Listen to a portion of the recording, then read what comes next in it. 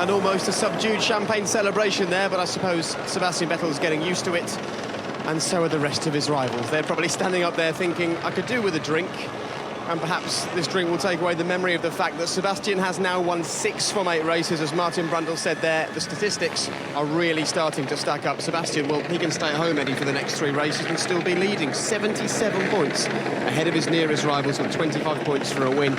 What a drive from him. Really, it's unassailable in my view at this stage. I can't possibly see where the real competition against him is going to come. And we saw and hoped that for McLaren would make a big impact. They were very poor today for me. And Ferrari maybe, but, you know, there's a long way ahead. We've got to hope that there's going to be some exciting races in front. OK, so, well, I'm sure there will be. Sebastian Vettel, he's looking excited. Look at that, milking the podium, staying up there, showing off his trophy and his champagne. And that will be a great sight to his team principal, Christian Horner. Let's hear from him. Well, very well done, Christian Horner. That was interesting on the team radio. He said this is better than you can ever imagine. Why is that? Was that because people were questioning whether he'd lost his nerve after cracked under pressure after Canada? I think he just really enjoyed his afternoon. It was a fantastic race for him, and yeah, he just got it right from start to finish. So, you know, great afternoon. Did Canada hurt for him? Is this the tonic he needed? I think so. Yeah, I think it was. You know, a great performance. It was a very controlled race. It was tight with Alonso throughout, and you know, it was a tough afternoon. It wasn't as easy as it looked. It was less action with the DRS than we expected, but very controlled. Unlucky with Mark not to keep P2 there, but it was close. Well done today.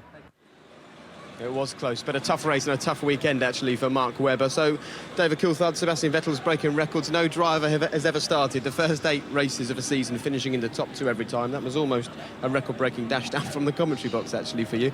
But wherever we go, and when other drivers are struggling with tyres, or with pace, or with reliability, or with their rivals, Sebastian just looks serene at the front, doesn't he?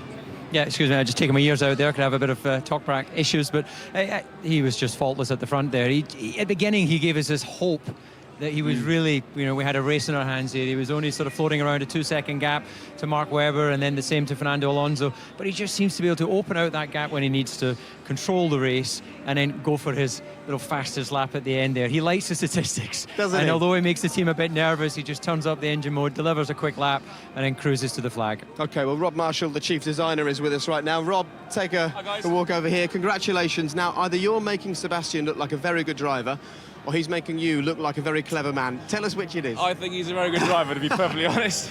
What's it like when exceptional talent. Indeed, when you work on a car and you put the dedication that you, yourself and Adrian put in over the winter, and then you see someone driving it that well, race in, race out? Well, it's fantastic. I mean, he did, yet again, he's not put a foot wrong. I mean, just an awesome performance, start to finish. I mean, that's a spectacular performance, really. If you were the manager of all of the rest of the teams, what would you try and do to try and beat him? Copy us. That's never a good excuse, but maybe in this occasion it's probably the only one. Yeah. Rob, if I can just ask you, maybe the viewers at home would like to try and understand, why are we seeing this sort of switch behind with Ferrari and McLaren in terms of pace at different race circuits? Forget you guys out front, but what do you think that is? Can you explain to the viewers? I think it's a different sort of circuit, this one. I think it's been a bit of a struggle for most of the drivers to get on top of the tyres this weekend. It's an unusual circuit, and then there's a lot of 90-degree corners, not many speedy corners, and I think we haven't really been to a circuit like that. And track temps are very hot, and been a steep learning curve for everyone. And finally, Rob, we hear that Ferrari are interested in your skills and your abilities. You've sorted out Red Bull now. Maybe time to go and help someone else. Are they? They're not spoken to me about it. Oh, well, maybe they should give you a call, but I'm sure you're very expensive. I think I am, yeah. All right, thank you. Congratulations. Enjoy the celebrations. Thanks very much indeed. All right, well done. Cheers, then. Well done. Bye-bye. So, another great day for Red Bull, but for some reason today, McLaren's race pace, which they've been boasting about all weekend, despite struggling in qualifying, they always tell us, wait till Sunday. Well, we waited till Sunday, and sadly, McLaren couldn't do much, could they? Let's hear from Martin Whitmarsh. Well, Martin, some good points, but explain why Ferrari seem to have been quicker than you today. Is it that when we get to a circuit where tyres are really the key, they seem to be a bit easier on them? I think we're probably overheating the tyres. I think they've got currently a stronger DRS. This is a DRS-strong circuit. As you may know, Jensen had a KERS failure halfway through the race, so obviously he was losing about half a second a lap as a consequence of that. I think he he was easier on the tyres. I think Lewis, I think he did a good job after the starts that we had, but very difficult to get back on terms. So, you know, we've had 3 races with a very quick race car. It wasn't the quickest race car here today. You know, I think Ferrari and I think we were quite close to Ferrari pace. We weren't as fast as Red Bull in the race, but you know, we'll see in 2 weeks' time, see what we can do. Well, indeed. I mean, the British Grand Prix, important, so important for McLaren. Will you have the quickest race car there? Well, surprisingly, that's what we're going to be working on, but you never know, do you? We're going to do our best. I mean, every circuit's different. You know, we'll have some developments there, others we'll see. That's the interesting thing about this season. And, you know, the last 2 years, I think, have been quite intriguing. Obviously, Red Bull is very, very strong, and disappointing that we didn't have their race pace at this event. And, you know, after you know, really a little bit disappointed with the starts, and it's quite difficult to recover. If you're in traffic here, you damage your tyres pretty quickly, and that's clearly made it difficult to do the length of stint that we wanted, and we lost a bit too much time. You know, on the other hand, frankly, we're a long way ahead of the others behind us, but we need to be in front of Red Bull. Thanks, Martin. Well, a clear message there from Martin Whitmarsh. We weren't as quick as we hoped to be here, but we'll be quick when we get to Silverstone, and that's where Jenson Button will be arriving, joint second in the Formula One Constructors' Championship and Drivers' Championship, despite today finishing in a lowly 6th. So Jenson, along with Lewis Hamilton and Paul di Resta, on their way back to Britain in a couple of weeks.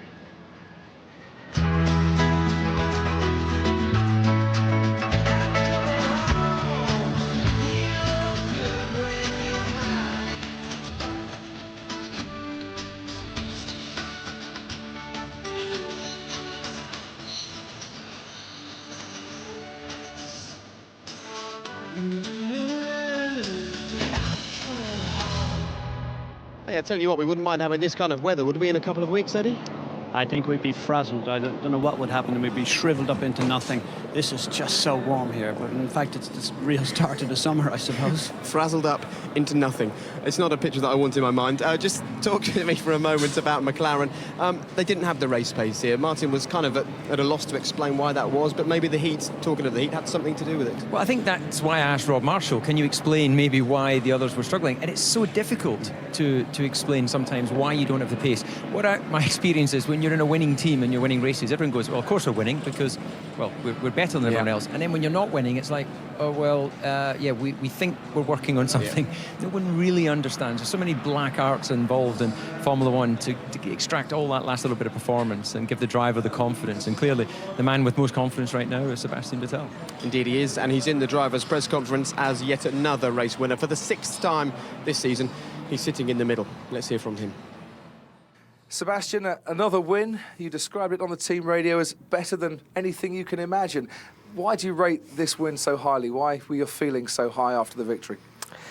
Yeah, I mean, maybe from the outside, you know, I don't know how much there was happening in the Grand Prix, but maybe from the outside, at least for myself, you know, it looked like a boring race, but I tell you, I enjoy it so much when it's between you and the car every single lap. And of course, I had some pressure from behind at various times because, you know, the strategy was a little bit different from Mark and from Fernando, so sometimes they were pitting earlier, sometimes later, and yeah, even though I had a gap before the stop, I came out of the garage and still, you know, and they were quite close again. So again, pushing hard, but judging the tires, trying to, you know, imagine what the end of the stint could be like, trying to foresee the strategy, and every single lap between you and the car, as I said, and yeah, for some reason I enjoy this track. Last year I had a very smooth weekend, and again this year from beginning to the end, I mean, fantastic. The team has done a phenomenal job preparing the car, and you know, even though we come here every year and we say, this might be tricky because this track maybe is not made for us 100% with no real fast corners, but still we managed to put everything together and faultless this weekend. So I'm very happy with the result, obviously. Fernando, for some laps it was just you and your Ferrari car. For many laps, though, it was you, your car and Mark Webber very close on the track. A great battle with Mark that you had. Yeah, it was, I think, interesting race for the fans, for the people on TV to see the fight with Webber all the race through. I think at the beginning of the race I was behind him, trying to be not too far and try to have the benefit in the pit stop and have the opportunity to overtake him. He came the opportunity later on in the middle of the race, but on the track, not on the pits. So I overtook him on the braking for 10-12. On the pit, they did a good job again and overtook us. And then in the last pit stop, I think the team did very good strategy, keeping the car out with the soft tires for a couple of laps longer than the Red Bull, and the car performed really well, and we overtook him finally on the stop. So quite a bit of changing positions between Mark and me, and at the end I think the second place is the maximum we can have in these days. So being here between the Red Bull cars, I think it's a great achievement from the team. Monaco was very good performance all weekend. We finished second. Canada was very good performance. We didn't score any point there.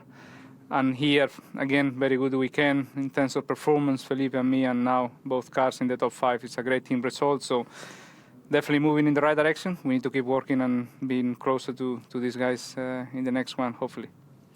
Mark, Fernando mentioned the change of positions at the pit stops. You received an apology on the team radio. Is that because the team believed that really you should have finished second to Sebastian today? I think we should have, but in the end we didn't. It was a good race with Fernando. I think it was probably my best race of the year, to be honest, up until the last pit stop. It was quite close with all three of us. Obviously we're trying to go as fast as possible, but manage the tyres at the same time. It's always the same these days. So I was very, very happy with how the race was going until the last stop, and it was my fault, basically. It's not the team's. I elected to. I was worried about Fernando coming underneath me around the stops, and it was not really known how the medium tyre would perform on the outer lap. For sure, it's not as good as a soft, but is it better than an old soft? That was the risk that I decided to take. So I lost out. Fernando stayed out for a few more laps. Also, I came out behind a little bit of traffic. So my fault to get second today, missed second today. And Fernando drove a good race. Well, I just say all three of us were nip and tuck all the way to the end. And then at the end, the gearbox was playing up. We had the back right off, and obviously we had a massive gap to McLaren. They were one sector behind at least, if not two. So we could cruise to the end and look after the gearbox. A deflated Mark Webber. What didn't go right for him this weekend? Tough. So Sebastian Vettel picks up the win. Well done to him. Fernando Alonso, his best ever finish here in Valencia. Lewis Hamilton will be another frustrated driver. We'll have a look at the start of the race from his point of view in a moment. And Jenson Button finishes where he starts. Nico Rosberg, Jaime Alguersuari, his equal best ever finish in Formula One. Adrian Sutil, and then Nick Heidfeld rounding off the top 10. Of course, Sutil and Heidfeld qualified in the top 10 as well. Sergio Perez, you saw there, disappearing in 11th place. He stopped just once during this Grand Prix. His lap times may be slow. However, it helps not stopping too much, doesn't it? Michael Schumacher, another crash ban wallop weekend for him. He lost his front wing. He ended up 17th. And then once again, we're there with the new teams towards the very back. And amazingly, 24 cars finishing this race. You saw how busy it was on track as the front runners were trying to get past. Sadly, they couldn't. So this is what it means then for the Drivers' Championship.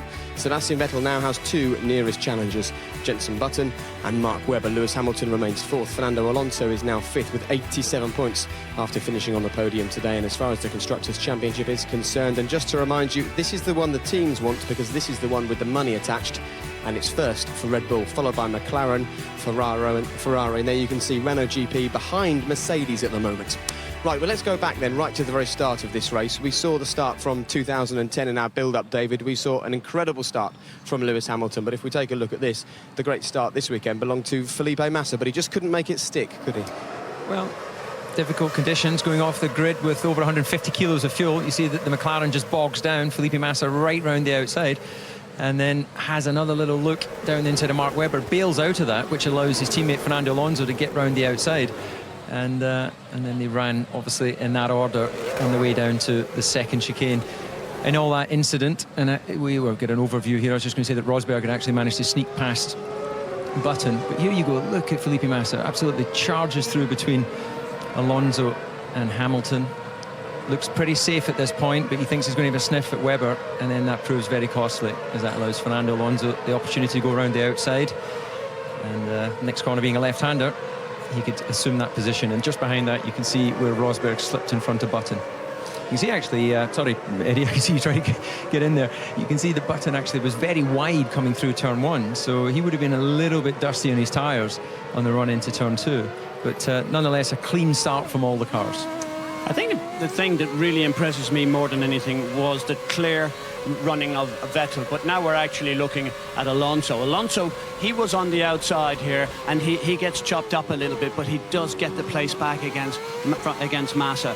I'd have to say it was a very strong race by Alonso today, and it showed, if you like, a slight resurgence of performance from Ferrari. We haven't seen much in recent times as such that we wanted to see. But however, you know, there's Lewis again. And for me, he made a poor start. Yeah, he bogged down. A complete contrast to what we saw here last year. You have this double clutch system, and then to add insult to injury, you've got Alonso, his old nemesis, going around the outside into turn 2. So at this point, I'm sure Lewis Hamilton was a bit hot under the collar, and his frustrations grew during the rest of the Grand Prix.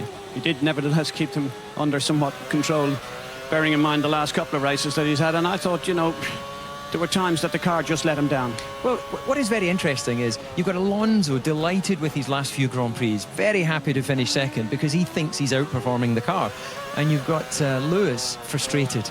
You know, he's just not happy. He thinks that the car's not giving him the opportunity to win more Grand Prix, to win championships. And you can sense in all the radio communication between his engineer and himself. At one point he was saying he can't go any slower, and then the next point he says I can't go any faster. Yeah, however fast or slow he's going, he wants to be doing the opposite. So a bit of frustration for Lewis Hamilton. He'd always finished second here, but not today. He's with Lee Mackenzie. Well, Lewis, how would you sum up today? Good result compared to the last race. Nice to see the checkered flag, I suppose, but it sounded it was getting a bit frustrating out there. Some points you were getting told to slow down, sometimes you're getting told to try and get more. How difficult is that for a driver to take all this in and just get on with your job? It wasn't frustrating. It was just we just got a bad start, really very poor start, and lost out to the Ferraris. But in all honesty, we weren't as quick as the Ferraris, so even if I was ahead of them, I would have really struggled to stay ahead. And the guys were just trying to ask me to stay out longer, and I was like, guys, I'm trying to look after tyres as much as I can, so this is all I can do. So I was pushing all the way, but my tyres were I was really struggling with oversteer for a long time, and yeah, it seems like we've taken a step backwards perhaps this weekend, or in terms of performance, or the others have taken a step forward again. And so, I mean, to be able to finish at least fourth, that's still some good points compared to the last 2 races I've had, so I can't really complain. Are the others going forward, or where do you think your car's lacking? What would you be asking for as we head into Silverstone?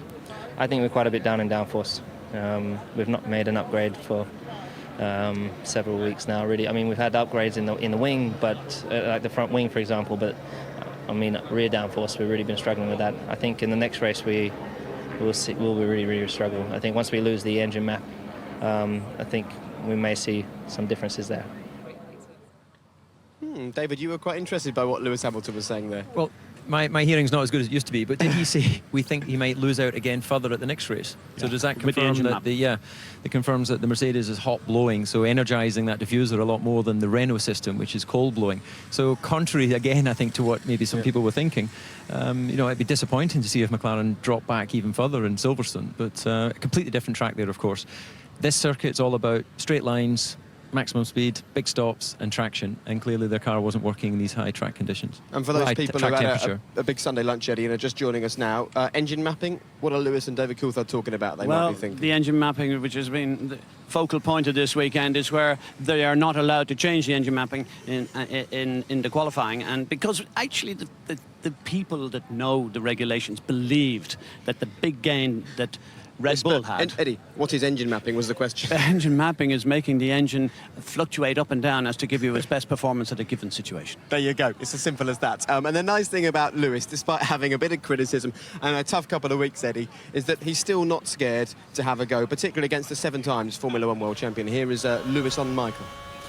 Well, I think Lewis, you know, he's being criticised. We heard the somewhat effort of an apology by Nicky Lauda, but actually nobody wants to see Lewis change. That was such a remarkable move, so swift, so clean, you know, emphatic. There was never any question that he wasn't going to go by, and that's what I want to see. And there was a fair bit of overtaking, a lot more than we've seen in Valencia in the past.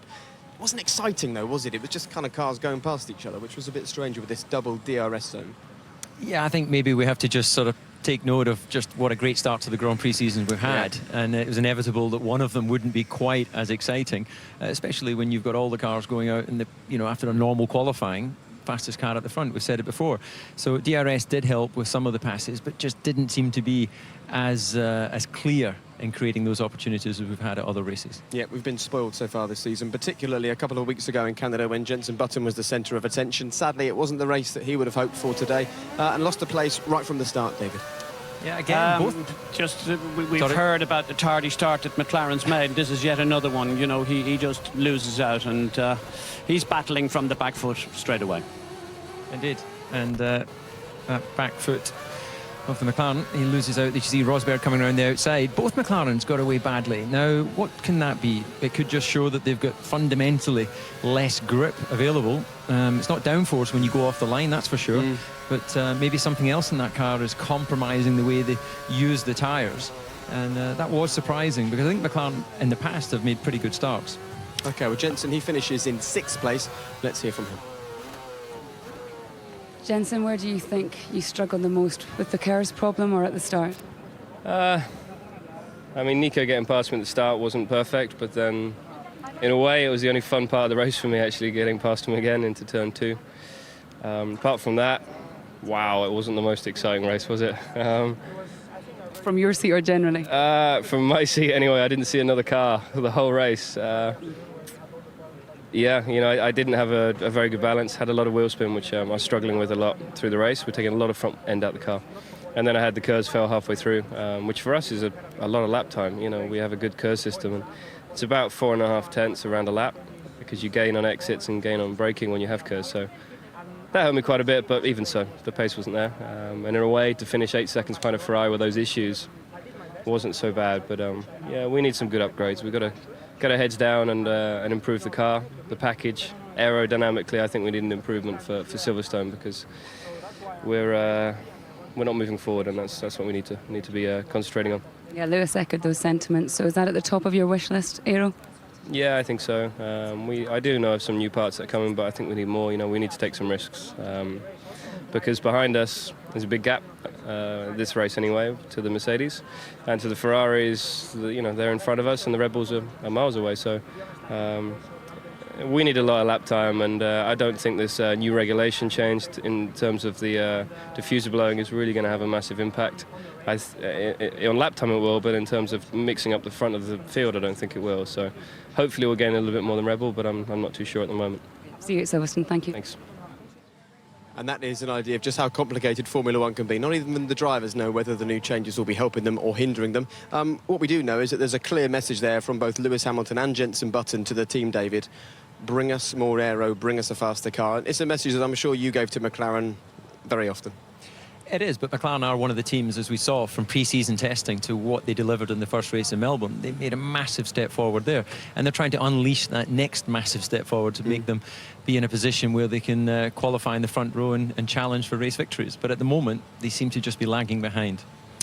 I think the big problem with McLaren at the moment is they came here full of expectation with the front wing and the rear wing, and clearly they've got to go away from here and rework it in the wind tunnel, because it didn't give them any advantage. In fact, it lost them time, in my opinion. OK, well, the rear wing helped slightly when Jenson was having a go at Nico Rosberg. He finished in front of Nico, so all in all, this overtake helped him pick up a few points. Well, this was incredible, actually, because no DRS available here as he goes through turn 1, and he had massive speed as he went through the apex of turn 1. He was very lucky, actually. It looked like Rosberg got early on the brakes, and here we have the overhead shot here, and look, he pulls out to set up for the shot, and then Rosberg seemed to be so early on the brakes that Jenson's cat-like reactions managed to he not only got down the inside, he'd actually fully passed them by the time he went for the apex. But just to make that clear, sorry Eddie, go on. I think there has to be a question mark about the way Rosberg handled that corner, because he left too big a gap and didn't make any real strong effort to stop him.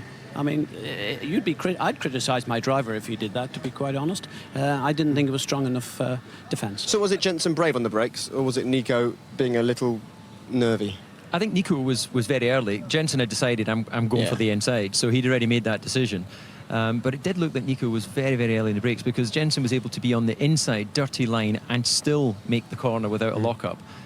But just expanding on it, I'm curious, you would take your driver after the race and sit down and talk to him about what happened? Well, I'd have to say he's given up a point. He could have fought harder for that. You know, the point system is so tight at the moment after Red Bull that you have to say, look, Mercedes needs as big a shot in the arm as anybody here. And they've Rosberg and Michael, of course, and they just need to up their game. And if drivers are going to defend so clumsily like what that was, in my opinion, then you'd have to sit him down and talk to him and say, come on, Nico, we are all in this together. Surely you could have put a better fight up against that particular corner.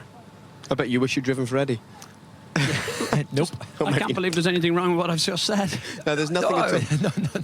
Not at all. I don't think, you know, it's your point of view, the way you would operate your team. I think it's absolutely fine for individuals to go at it. But I wasn't talking about that. I'm just glad I never drove for you. That's all. Clearly, Eddie, you were a tough boss. One man who did drive for Eddie, in fact, started his career with Eddie, was Michael Schumacher. And once again, Michael isn't scared to go for overtakes and go for gaps. We can see him leaving the pits here. And then it all got a little bit tasty for Michael. As you said, David, every time you see a replay involving Michael Schumacher, you're worried about what you're going to see next. It was such a contrast to what we saw in Canada. It was a brilliant drive. He actually got right over the white line there on exit, so I asked to see it again during the commentary, and I'd like to see it again there. But it was a little bit clumsy. You know, he runs, he's on the inside, he's entitled to be there, but it was always going to be a bit of a closing gap, and you've either got to get off the brakes and put yourself in there in the situation. Now, here, look, watch this. He's actually over the white line on pit exit. So technically, that could have been looked at by the stewards. I need to just refresh my memory as to whether the wheel has to be completely over the white line or whether it's touching the white line. But here you go. The gap's closing, and Michael's just, you know, he's regretting that he's in the inside there, and he tries to get on the brakes, locks up, and then he gets clipped as he goes through the apex. I'd be very busy. I'd have to have a chat with Michael Schumacher because that was probably worse than Nico. You know, you'd have to sit him down. Oh, there you go. Right.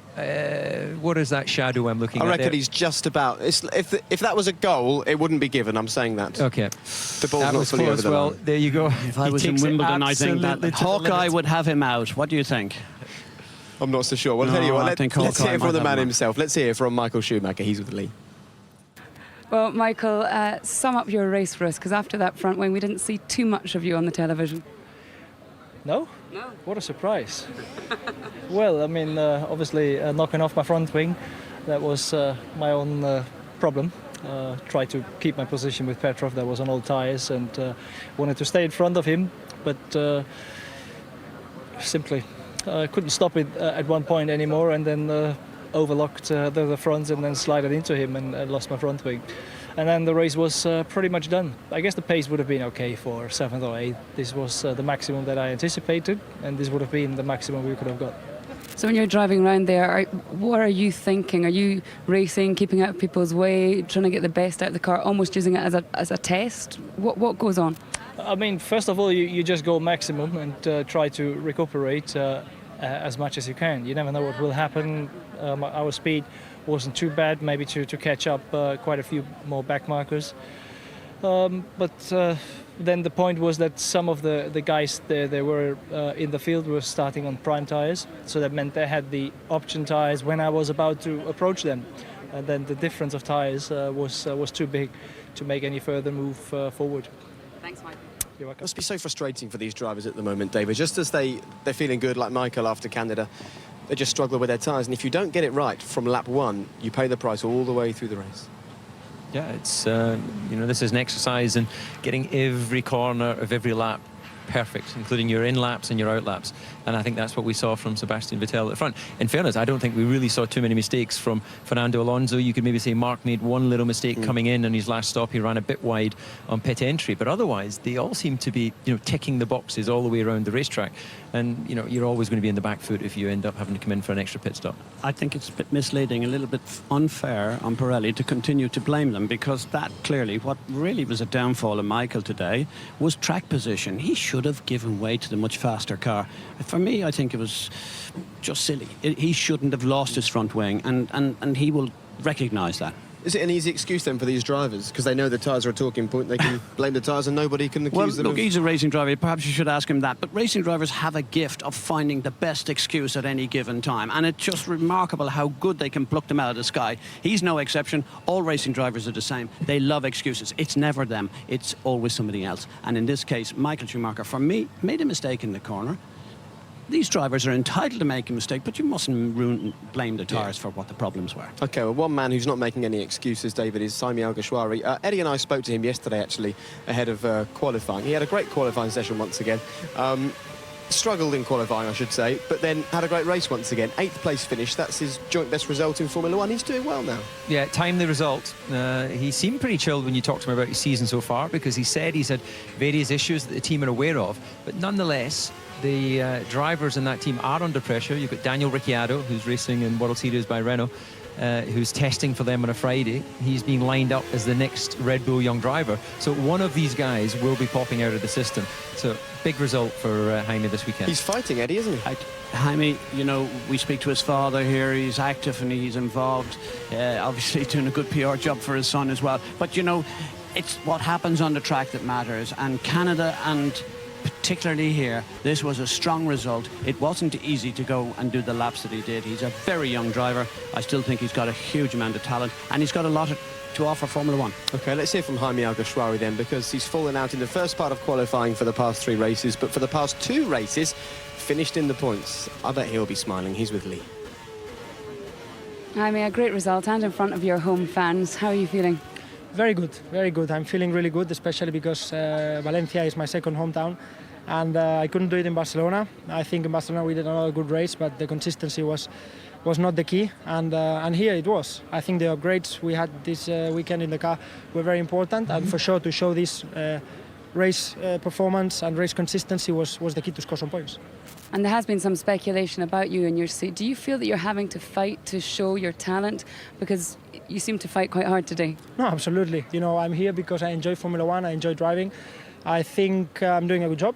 I think I'm learning a lot, and I think this is still to come, and this is the solution. I don't think that I can be replaced or that my future is under question. I don't care, because to be honest, I want to enjoy the best and the present of Formula One. I do my job I do my very best job race after race, and I think we can score some points on Silverstone. Just we had some problems, because in life problems exist, and problems are always in life, so you are always, you know, need to push to recover the problems, and need to push to evaluate yourself and to go on with the progression.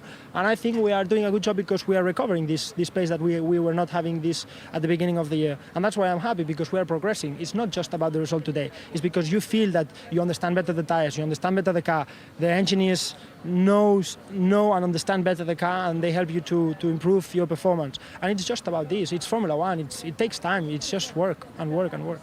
You're going to enjoy today, but you might enjoy, what will this be, your 3rd home race at Silverstone? Because you went to school in England for a while. Yeah, I was in Ipswich in Old Buckingham Hall School, and it was a really good experience for me. So hopefully we get some points in Silverstone, and I will be very happy. You can enjoy your 3rd home race. Thanks, Jaime. Thanks. Bye. An impressive young man, fast and philosophical. So, points for Jaime Alguersuari, but no such luck today for Scotland's Paul de Resta. He was locked in this battle. If you were at the front of it, you managed to pick up a point for finishing 10th. If you were at the back of it, sadly, you finished the race in 14th place, and that's where Paul was. Let's hear from him. Well, Paul, it might not have been for the position that you wanted, but what a fantastic battle you were in towards the end. It was. There was quite a few cars there. Not ideal.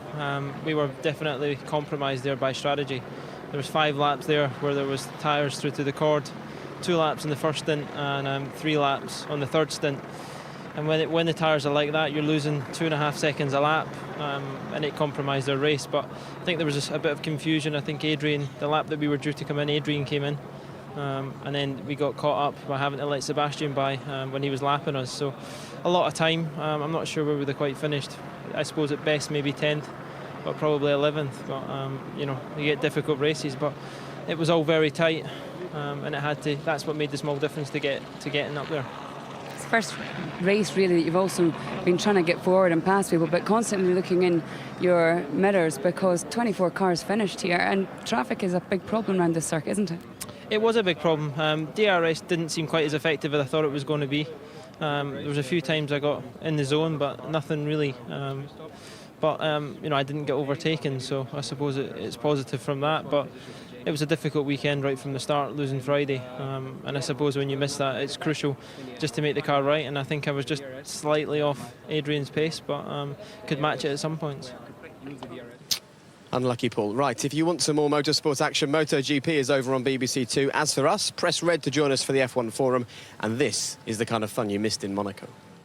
I just came to say hello. Are you okay there, Jake? Fine. We're actually doing really well. I'm not going in that pool. There is the race winner, Sebastian Vettel. The champagne is spraying already. Eddie, this is your moment now to go and grab Sebastian. But I think Sebastian's far too close to the pool. Look, he's riling around. Eddie Jordan is in the swimming pool. You want to go for a swim again? Listen, I've done enough swimming for a lifetime. Listen again. I don't think there's anything we can do to save you, David. I think you're unsavable. For the 2011 Monaco Grand Prix. This is the kind of stuff that happens on the forum. Martin Brundle. Let's get out of here fast. We did well to stay dry, so that's it. If you want the F1 Forum, press red right now. Gentlemen, I don't want to worry you, but to my right is a very big harbour indeed. Thank you very much for joining us for the European Grand Prix. Thank you two very much as well. So, after the Canadian Grand Prix, the drivers were soaked. Actually, they were just as drenched here, weren't they? However, it was the Canadian rain 2 weeks ago, and the Spanish sun was responsible this weekend, apart from one man who was ice cool.